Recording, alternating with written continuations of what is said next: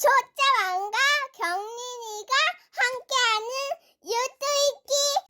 안녕하세요. 조짱입니다. 자, 이번에는 차량용 반도체에 대해서 한번 알아보려고 합니다. 요즘에 차량용 반도체가 많이 부족하다 이런 뉴스가 나오는데, 자, 타이틀은 여기에요. 자, 자동차 업계하고 반도체 업계하고 한 자리에 모였다는 얘기죠. 차량용 반도체 대책을 논의하려고 모였어요. 근데 삼성, SK에는 그림의 떡 이렇게 나왔습니다. 자, 일단 차량용 반도체가 무엇인지 좀 알아볼게요. 예전에는 자동차라는 거는 그냥 이동수단이었어요. 안전하게 가기만 하면 되는데 요즘 차는 물론 이동수단이 가장 크긴 합니다만 플러스 여기서 우리가 이동하면서 음악을 듣기도 하고 뭐 TV를 보기도 하고 하죠. 그러면서 이 편의사항이 강화가 됐죠. 그러면서 여기에 뭐 자동 에어컨이라든지 의자가 자동적으로 조절된다든지 차 스스로 차선 인식을 해서 달린다든지 전후방 충돌 뭐 감지 시스템 요런 등등의 이런 편의 시설들이 많이 들어가 있잖아요.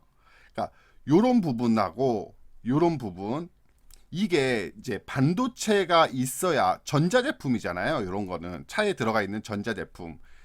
여기에 이제 반도체가 들어가야 만들어지는 건데 여기에 들어가는 이 역할들을 하는 반도체를 차량용 반도체라고 합니다. 그런데 이 차량용 반도체가 공급에 차질이 생겼어요. 그래서 테슬라 많이 들으셨죠? 전기차 만드는 회사.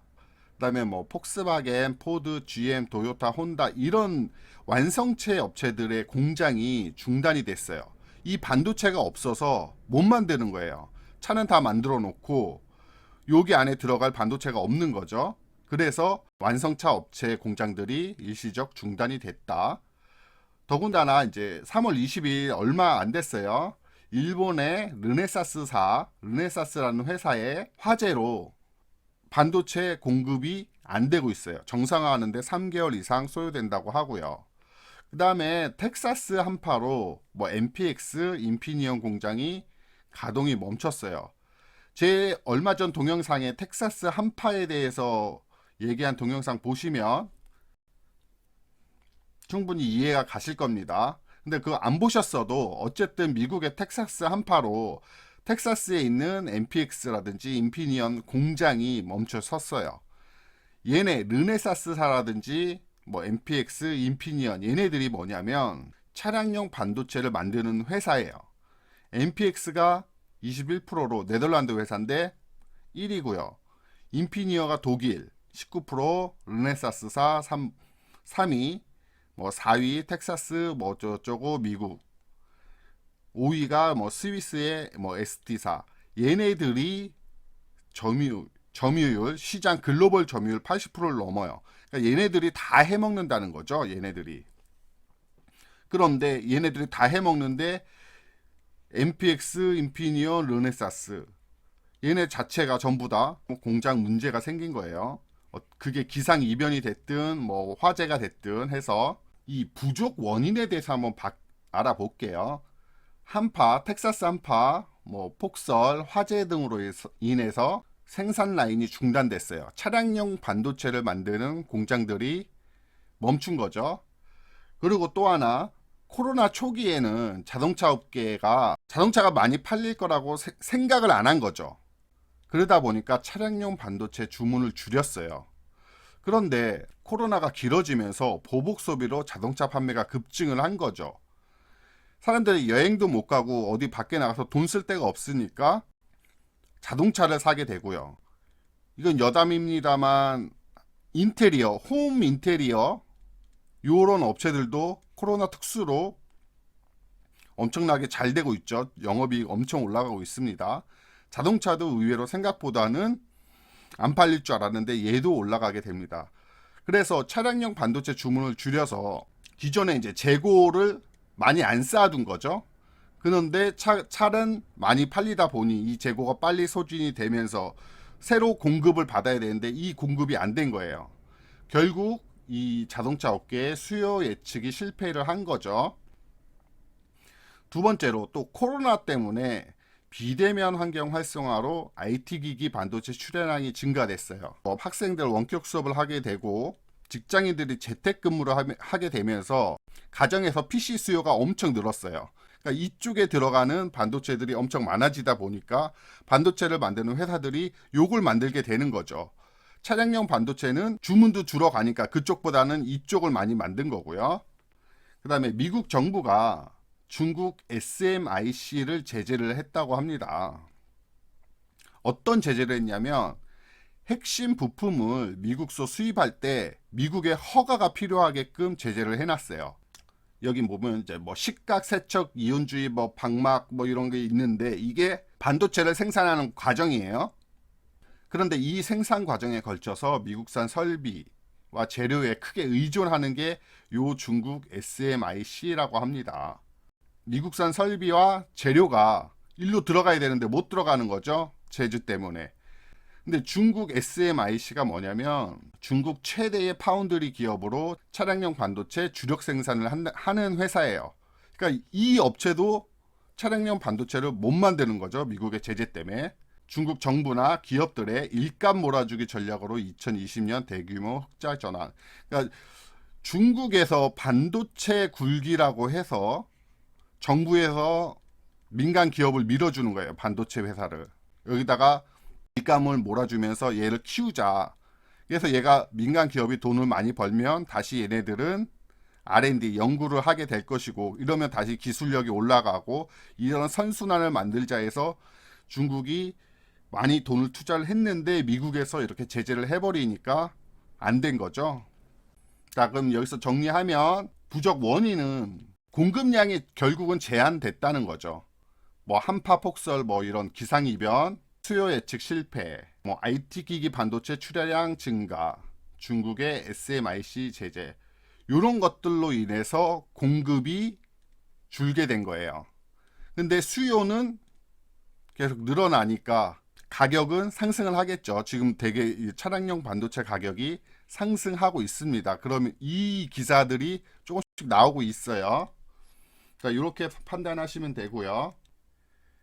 자, 그러면 공급량을 확대하면 되지 않겠냐 하는데 한번 여기에 대해서 볼게요. 차량용 반도체는 구식 설비로 생산 설비 늘리기 쉽지 않아. 주로 8인치 웨이퍼 공장에서 생산을 하는데 현재 12인치 공장을 운영한다. 이게 무슨 얘기냐면 반도체를 만드는 회사들은 최첨단 반도체를 만들어야겠죠. 기기들이 항상 이렇게 새로워지니까. 그러려면 이 12인치 웨이퍼를 만드는 공장으로 라인을 쭉 깔아놨어요. 근데 차량용 반도체는 구식 8인치를 써야 된답니다. 그럼 얘를 철거를 하고 다시 돈을 들여서 8인치를 해야 되는데 이렇게 할 회사가 어디 있어요? 이 8인치는 예전에나 썼지 지금은 차량용 반도체나 아니면 이제 예전 가전제품 뭐 이런 것들 저렴한 가전제품 만드는 그런 쪽 아니면 이제 쓸 일이 없는데 다 12인치로 만들어 놓은 거예요.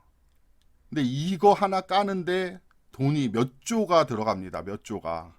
그러다 보니 이 12인치 웨이퍼 공장 그대로 운영을 하고 요 8인치 이 공장이 없는 거죠. 지금 생산할 수 있는 게. 그러다 보니까 생산 설비를 늘리기가 쉽지 않은 거예요. 요런 이유 때문에. 두 번째로 안정성 문제로 제조 품질 관리가 엄격하답니다.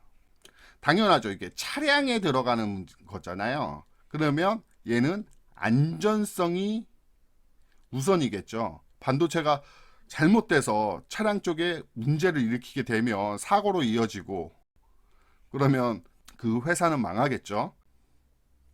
이러한 이유로 공급량이 확대가 안 되고 있는 거고 또 하나 높은 안정성 요구로 인해서 신규 기업보단 기존 기업과 거래를 지속하는 경향이 있는 거죠. 이거랑 같은 얘기입니다. 안정성을 우선으로 하다 보니 얘네들이 예를 들어서 차량용 반도체를 10불에 납품한다고 칠게요. 근데 다른 회사에서 우리는 8불에 납품할게 우리 거 써주세요 했을 때 단순히 이 가격 차이 때문에 이 2불 차이 때문에 이 회사에 써주겠냐? 아니죠. 여기서는 기존에 얘네 10불짜리를 받았을 때 문제가 없었고 자동차의 안정성도 상당히 양호했고 그런데 이 신규 업체는 안정성이 어찌 될지 모르잖아요.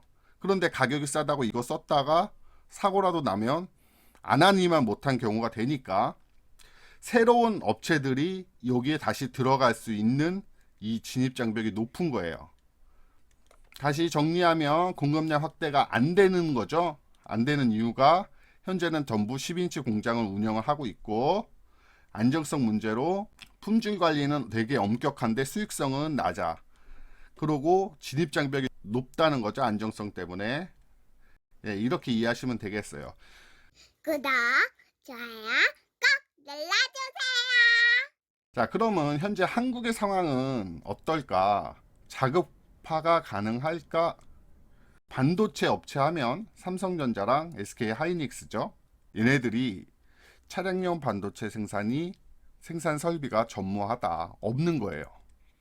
그래서 정부가 이제 차량용 반도체 자급화를 추진하기 위해서 이런 협의체를 발족을 했습니다. 최근에. 그러면서 자동차 협회하고 반도체 협회 둘이서 양해각서를 체결하면서 이 차량용 반도체를 만들기 위한 생산 시설도 만들고 기업 간의 공동 기술도 개발하자, 협력 모델도 발굴을 하자, 이런 식으로 해서 이제 정부가 나서기 시작을 한 거죠. 그러면서 이쪽 연구 R&D에 2022년까지 뭐 2천억 투입을 하겠다, 이렇게 얘기를 했습니다.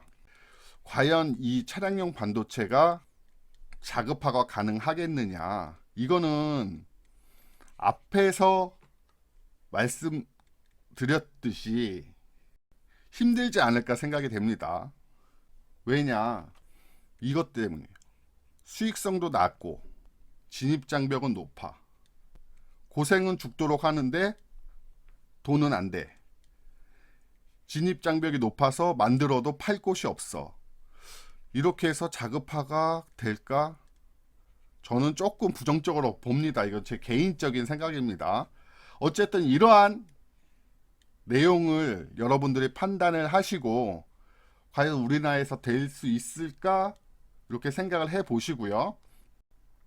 이쪽 자급화 쪽에 하면서 참여하는 업체들이 여기 있습니다. 당연히 이제 현대자동차, 모비스, 삼성전자, 동부하이텍, 텔레칩스, 넥스트칩 이런 회사들이 이제 참여를 한다고 하니까 주식을 하시는 분들은 요 업체들 관심 있게 보시고요. 과연 이제 자급화 성공을 하면 이 업체들도 더 뜨겠죠. 원래 얘네들의 본업이 있겠지만 이런 차량용 반도체까지 플러스가 된다면 저 업체들은 당연히 실적이 나아질 것이고, 그러면 당연히 주가는 상향을 하게 될 것이고, 요 판단은 여러분께 맡기겠습니다. 이렇게 해서 차량용 반도체 부족에 대해서 한번 알아봤습니다. 자, 시청해 주셔서 감사합니다. 시청해주셔서 감사합니다.